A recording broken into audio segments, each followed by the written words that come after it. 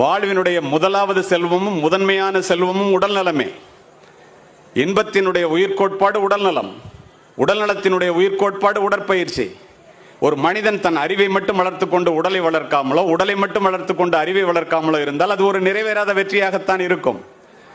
ஒரு வாரத்திற்கு 168 மணி நேரம், ஒரு நாளைக்கு 1 மணி நேரம், ஒரு வாரத்துக்கு 7 மணி நேரம் தான் குறையும். பாக்கி உள்ள 161 மணி நேரம் ஆண்களாக இருந்தாலும் பெண்களாக இருந்தாலும் உங்கள் உடலுக்காக நீங்கள் செலவு செய்தீர்களே ஆனால் உங்களுக்கு அந்த 161 மணி நேரத்திலே உத்தரவாதம் உண்டு.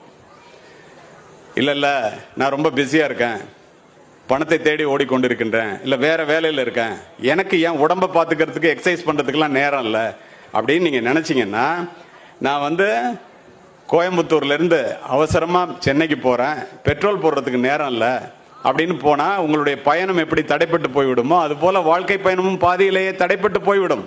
தயவுசெய்து பிள்ளைகளுக்கு இந்த விளையாட்டினுடைய அருமையை பற்றியும் உடற்பயிற்சியினுடைய அவசியத்தை பற்றியும் எடுத்துக் கூற வேண்டும் என்பதற்காக இதனை பதிவு செய்கின்றேன்.